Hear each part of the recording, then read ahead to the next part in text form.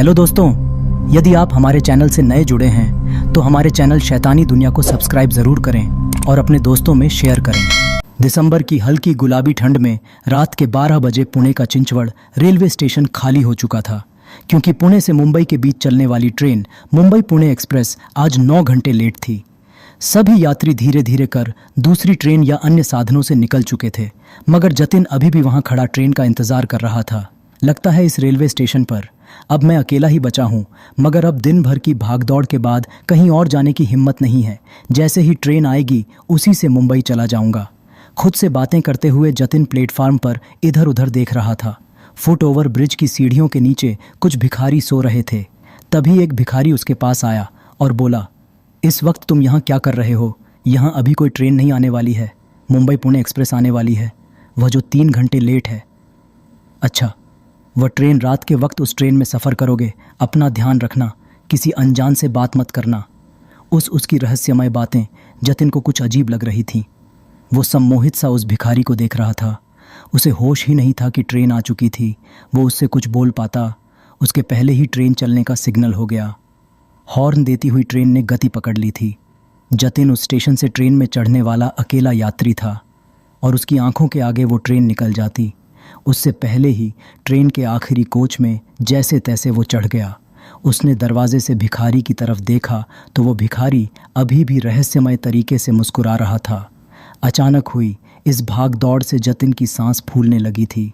वहीं दरवाजे के पास खड़े खड़े उसने खुद को रिलैक्स किया और फिर खाली सीट पर जाकर बैठ गया। आंखें बंद करके वह कुछ सोच रहा था।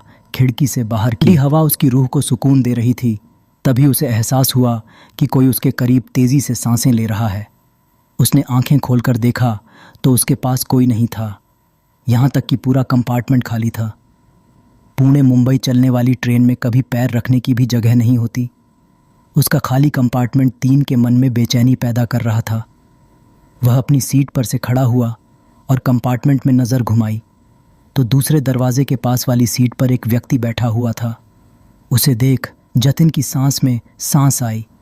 वह उसकी पास वाली सीट पर जाकर बैठ गया। वह व्यक्ति जतिन को देखकर रहस्यमय तरीके से मुस्कुराने लगा, मगर उसकी आंखों में एक सूनापन था। शायद लेट हो जाने की वजह से ट्रेन पूरी खाली है। वो व्यक्ति जतिन की ओर देखता रहा और कुछ नहीं बोला। यह बात जतिन को अजीब लगी। वह आंखें बंद करके दोबारा बैठ गया, मगर उसे अजीब सी बेचैनी होने लगी। वह खिड़की से बाहर देखने लगा। बाहर धूप अंधेरा था। ट्रेन चलकर काफ़ी देर हो गई थी, मगर कोई स्टेशन नहीं आया। यह बात जतिन को हैरान कर रही थी। क्या देख रहे हो? क्या अभी तक कोई स्टेशन क्यों नहीं आया? जतिन हैरान हो गया। उसी से पता चला कि जतिन क्या सोच रहा था। क्या सोच रहे हो? मुझे पता है, कोई स्टेशन नहीं आया है और नहीं आएगा। तुम गलत ट्रेन में चढ़ गए हो। गलत नहीं, मैं तो सही ट्रेन में चढ़ा था। क्या तुमने गौर किया, तुम्हारे अलावा इस ट्रेन में कोई और क्यों नहीं चढ़ा? यह पूरा कंपार्टमेंट खाली क्यों है? जतिन को अब उसकी बात पर यकीन हो रहा था। उसने गेट के पास खड़े होकर देखा तो बाहर सिर्फ अंधेरा नज़र आ रहा था। दूसरे कंपार्टमेंट में जाने के लिए वापस अपने जगह पर आकर बैठा और उसने नज़र उठाकर देखा तो उसके सामने बैठे हुए इंसान के सर से खून बह रहा था। उसका सर कुचला हुआ और आंखें निकली हुई थीं। यह देख जतिन डर गया और उससे दूर भागने लगा। वो व्यक्ति उसके करीब आ रहा था। जतिन डरते हुए दरवाजे के कोने में खड़ा हो गया। उसकी आंखें बंद थी। तभी उसे अपने कंधे पर किसी के हाथ का एहसास हुआ। उसने आंखें खोली तो सामने वही व्यक्ति नॉर्मल तरीके से खड़ा था। क्या हुआ? इस तरह क्यों चीख रहे थे? कोई दिक्कत है? वो अभी अभी मैंने... अरे आपका चेहरा तो ठीक है, अभी तो खून बह रहा था। अरे वह खून, वह तो बरसों पहले मुझे चोट लगी थी, उसके कारण तुम्हें नज़र आया होगा। बरसों पहले की चोट का खून। अब हाँ, करीब 20 साल पहले इसी ट्रेन से सफ़र कर रहा था मैं। उस दिन भी यह ट्रेन लेट हो गई थी। प्लेटफॉर्म पर मेरे साथ 1-2 पैसेंजर ही थे। मैं ट्रेन में चढ़ा तो मेरे पीछे कुछ शराबी भी चढ़ गए।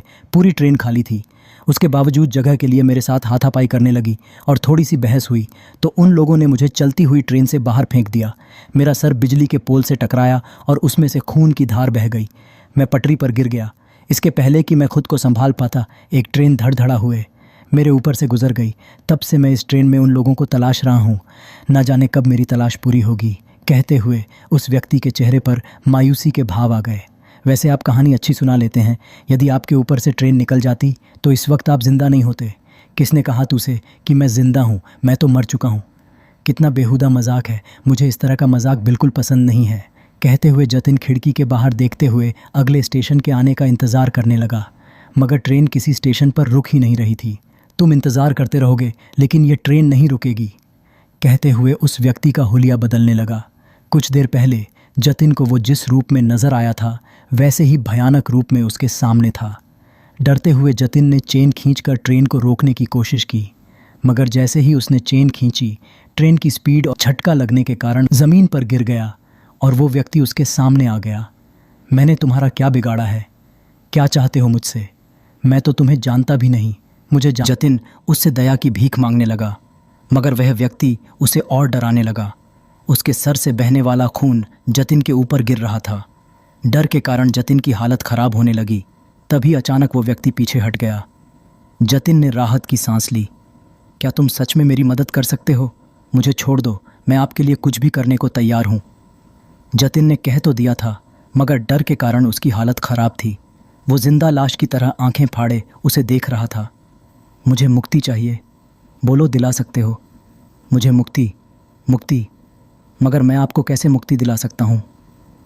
जतिन का दिल तेज़ी से धड़क रहा था। उसकी धुंधली समझ में यह बात साफ हो चुकी थी कि वह किसी सामान्य स्थिति में नहीं था। ट्रेन, वह व्यक्ति और पूरी रात सब कुछ एक बुरे सपने जैसा लग रहा था। नहीं पा रहा था। उसकी आंखों में डर और उलझन थी, मगर उसके सामने खड़ा शख्स उसे जाने ही नहीं दे रहा था। मैं आपको मुक्ति कैसे दिला सकता हूँ? वो व्यक्ति अब गंभीर हो चुका था। उसकी आंखों में अब वो सूनापन नहीं था। उसने धीरे से कहा, यह ट्रेन उस रात से अब तक चल रही है। हर बार एक नया यात्री चढ़ता है और फिर उसी की तरह भाग्य को जीता है। जतिन पूरी तरह स्तब्ध था। उसकी सांसें थम गई। उसके दिमाग में सवाल उठने लगे, कहीं वो भी तो इस ट्रेन में हमेशा के लिए फंसने वाला नहीं। तुम मुझे मुक्ति दिला सकते हो। अगर तुम इस ट्रेन की गुत्थी सुलझा सको, मुझे इस ट्रेन से कोई बाहर निकाल सकता है तो वह तुम हो। तुम वही आखिरी यात्री हो जो यहाँ से बाहर जा सकता है, लेकिन इसकी एक कीमत है। क्या कीमत? व्यक्ति ने जतिन की आंखों में गहरी नज़र डाली और धीरे से बोला, तुम्हें अपनी जगह मेरे लिए छोड़नी होगी। अगर तुम इस ट्रेन से बचना चाहते हो तो तुम्हें उस यात्री का रोल निभाना होगा जो हर बार मरता है। तुम्हारी मुक्ति उसी में है, लेकिन तुम्हारा सफ़र यही ख़त्म होगा। जतिन की आंखों में डर साफ दिखाई देने लगा। उसकी समझ में नहीं आ रहा था कि वह क्या करें। बाहर कोई स्टेशन नहीं था और ट्रेन रुकने का नाम ही नहीं ले रही थी। व्यक्ति की बातों में छिपे रहस्य ने उसकी हालत और ख़राब कर दी थी। अब वक्त कम है, चुन लो। या तो तुम मुझे मुक्त करोगे और ख़ुद इस ट्रेन का हिस्सा बन जाओगे, या फिर अगली मंजिल तक तुम्हारी कहानी भी ख़त्म हो जाएगी। जतिन के सामने अब केवल दो विकल्प थे। या तो वो खुद को इस ट्रेन का हिस्सा बना ले और उस आदमी को मुक्त कर दे, या खुद ही हमेशा के लिए इस ट्रेन का एक भूत बन जाए। जतिन ने हिम्मत जुटाई और एक बार आखिरी बार खिड़की के बाहर देखा, लेकिन अब वहाँ केवल घना अंधकार था और ट्रेन की गड़गड़ाहट उसके दिल के धड़कनों के साथ एक हो गई थी। उसका दिमाग ठंडा हो गया था और वो धीरे धीरे उस अजनबी की ओर बढ़ा। ठीक है, मैं तुम्हें मुक्त करूँगा। जैसे ही जतिन ने यह शब्द कहे, ट्रेन अचानक रुक गई। घबराहट के बावजूद जतिन ने महसूस किया कि पूरा कंपार्टमेंट एक ठंडी हवा से भर गया था। वह व्यक्ति मुस्कुराया और धीरे धीरे हवा में खुलने लगा। अब तुम इस ट्रेन के नए यात्री हो। मुक्ति तुम्हारी भी आएगी जब कोई और इस ट्रेन में चढ़ेगा। जतिन अकेला खड़ा रह गया। ट्रेन के दरवाजे खुल चुके थे, मगर अब वह जानता था कि वह यहाँ से कभी नहीं निकल पाएगा। अगले स्टेशन पे कोई नया यात्री उसका इंतज़ार कर रहा था। एक दिन शायद कोई और उसकी मुक्ति की कीमत चुकाए। ट्रेन फिर से चल पड़ी, मगर अब जतिन जानता था कि इस सफ़र की कोई मंजिल नहीं थी, बस इंतज़ार था अगले यात्री का। हेलो दोस्तों, अगर यह वीडियो आप सभी को पसंद आया हो तो प्लीज़ हमारे चैनल शैतानी दुनिया को सब्सक्राइब ज़रूर करें और अपने दोस्तों में शेयर करें। धन्यवाद।